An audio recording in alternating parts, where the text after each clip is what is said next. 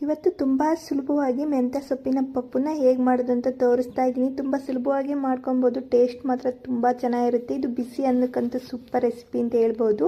ಈ ರೆಸಿಪಿ ತೋರಿಸೋದಕ್ಕಿಂತ ಮುಂಚೆ ಯಾರೆಲ್ಲ ಹೊಸದಾಗಿ ನನ್ನ ವಿಡಿಯೋ ನೋಡ್ತಿದ್ರೆ ಪ್ಲೀಸ್ ಫಾಲೋ ಮಾಡ್ಕೊಂಡು ನೋಡಿ. ಮೊದಲಿಗೆ ನಾನು ಮೆಂತ್ಯ ಸೊಪ್ಪನ್ನ ಒಂದು ಕಟ್ ಮೆಂತ್ಯ ಸೊಪ್ಪನ್ನ ನೀಟಾಗಿ ಸೋಸ್ಬಿಟ್ಟು ಇಕ್ಕೊತಾ ಇದ್ದೀನಿ. ತುಂಬ ಎಳೆಯದು ನಾನು ಈ ಮೆಂತ್ಯ ಸೊಪ್ಪನ್ನ ತೊಗೊಂಡಿರೋದು. ಈಗ ಒಂದು ಕುಕ್ಕರ್ಗೆ 1.5 ಬಟ್ಲಷ್ಟು ನಾನು ತೊಗರಿ ಬೇಳೆನ ಹಾಕ್ಕೊತಾ ಇದ್ದೀನಿ.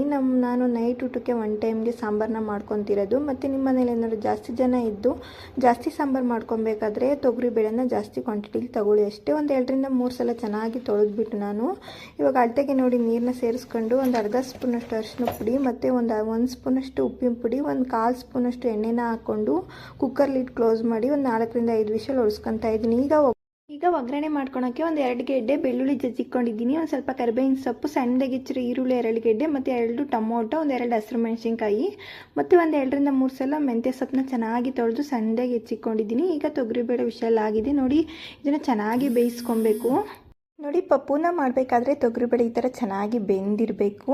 ಈಗ ಸ್ಟವ್ ಮೇಲೆ ಒಂದು ಪಾತ್ರೆ ಇಟ್ಕೊಂಡು ಒಂದು 2ರಿಂದ 3 ಸ್ಪೂನ್ ಎಣ್ಣೆ ಹಾಕೊಂಡು ಎಣ್ಣೆ ಚೆನ್ನಾಗಿ ಕಾದ್ಮೇಲೆ ಒಂದು ಅರ್ಧ ಸ್ಪೂನ್ ಸಾಸಿವೆ, ಅರ್ಧ ಸ್ಪೂನ್ ಜೀರಿಗೆ, ಕರಿಬೇವಿನ ಸೊಪ್ಪು, ಜಜ್ಜಿರೋ ಬೆಳ್ಳುಳ್ಳಿ ಮತ್ತು ಒಂದು 2 ಹಸಿಮೆಣಸಿನ್ಕಾಯಿನ ಈ ಥರ ಉದ್ದಕ್ಕೆ ಸೀರೆ ಹಾಕ್ಕೊತಾ ಇದ್ದೀನಿ. ಒಂದು ಸಲ ಚೆನ್ನಾಗಿ ಮಿಕ್ಸ್ ಮಾಡಿಕೊಂಡು ಸಣ್ಣಗೆ ಹೆಚ್ಚಿರೋ 2 ಗೆಡ್ಡೆ ಈರುಳ್ಳಿನ ಹಾಕ್ಕೊತಾ ಇದ್ದೀನಿ. ಎಷ್ಟು ಸಣ್ಣಗಾಗುತ್ತೋ ಅಷ್ಟು ಸಣ್ಣಗೆ, ತುಂಬ ಸಣ್ಣಗೆ ಈರುಳ್ಳಿನ ಹೆಚ್ಕೊಬೇಕು. ಈರುಳ್ಳಿ ಹಾಕಿದಾದ್ಮೇಲೆ ಒಂದ್ಸಲ ಚೆನ್ನಾಗಿ ಮಿಕ್ಸ್ ಮಾಡ್ಕೊಂಡು ಒಂಚೂರು ಕಲರ್ ಚೇಂಜ್ ಆಗೋವರೆಗೂ ಕಾಯ್ದುಬಿಟ್ಟು ಲಾಸ್ಟಿಗೆ ನಾನು ಮೆಂತ್ಯ ಸೊಪ್ಪನ್ನ ಹಾಕ್ಕೊತಾ ಇದ್ದೀನಿ. ಮೆಂತ್ಯ ಸೊಪ್ಪನ್ನ ಚೆನ್ನಾಗಿ ಮಿಕ್ಸ್ ಮಾಡ್ಕೊಂಡ್ಬಿಟ್ಟು ಈ ಥರ ಫುಲ್ಲು ಸೊಪ್ಪು ಚೆನ್ನಾಗಿ ಬಾಡೋವರೆಗೂ ಎಣ್ಣೆಯಲ್ಲಿ ಫ್ರೈ ಮಾಡ್ಕೊಬೇಕಾಗುತ್ತೆ. ಫ್ರೈ ಮಾಡ್ಕೊಂಡಿದ್ದಾದ್ಮೇಲೆ ನಾನು 2 ಗೆಡ್ಡೆ ಟೊಮೊಟೊನ ಹಾಕ್ಕೊತಾ ಇದ್ದೀನಿ. ಟೊಮೊಟೊನೂ ಅಷ್ಟೇ ಸಣ್ಣಗೆ ಹೆಚ್ಚಿ ಹಾಕ್ಕೊತಿರೋದು. ನೆಕ್ಸ್ಟ್ ನಾನಿಲ್ಲಿ ತೊಗರಿಬೇಳೆನ ಸಿಕ್ಕೊಂಡಿದ್ನಲ್ಲ ಅದನ್ನು ಹಾಕ್ಕೊತಾ ಇದ್ದೀನಿ. ಮತ್ತು 1 ಸ್ಪೂನ್ ಅಷ್ಟು ಧನಿಯದ ಪುಡಿ, 1 ಸ್ಪೂನ್ ಅಷ್ಟು ಖಾರದ ಪುಡಿನ ಹಾಕ್ಕೊಂಡು ಚೆನ್ನಾಗಿ ಮಿಕ್ಸ್ ಮಾಡ್ಕೊತಾ ಇದ್ದೀನಿ. ಸ್ಟವ್ನ ಲೋ ಫ್ಲೇಮಲ್ಲಿ ಇಟ್ಕೊಂಡು ಚೆನ್ನಾಗಿ ಗಂಟಿಲ್ಲದೆ ಇರೋ ಥರ ಮಿಕ್ಸ್ ಮಾಡ್ಕೊಬೇಕಾಗುತ್ತೆ. ಕೊನೆಗೆ ನೋಡಿ, ರುಚಿಗೆ ನೋಡಿ ಉಪ್ಪನ್ನ ಸೇರಿಸ್ಕೊಳ್ಳಿ. ಲಾಸ್ಟಿಗೆ ಒಂದು ಸ್ವಲ್ಪ ಹುಣಸೆ ಹಣ್ಣಿನ ರಸನ ಹಾಕ್ಕೊತಾ ಇದ್ದೀನಿ. ಹುಣಸೆ ಹುಳಿ ಹಾಕೋದ್ರಿಂದ ಟೇಸ್ಟು ತುಂಬ ಚೆನ್ನಾಗಿರುತ್ತೆ.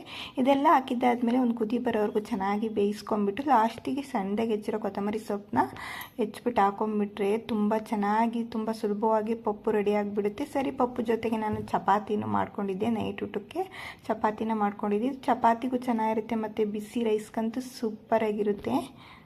ಈ ವಿಡಿಯೋನ ಇಲ್ಲಿಗೆ ಎಂಡ್ ಮಾಡ್ತಿದ್ದೀನಿ. ವಿಡಿಯೋ ಏನಾದರೂ ಇಷ್ಟ ಆದರೆ ಲೈಕ್ ಮಾಡಿ, ಶೇರ್ ಮಾಡಿ, ಕಮೆಂಟ್ ಮಾಡಿ, ಹಾಗೆ ಫಾಲೋ ಮಾಡ್ಕೊಳ್ಳೋದು ಮಾತ್ರ ಮರಿಬೇಡಿ. Thank you for watching.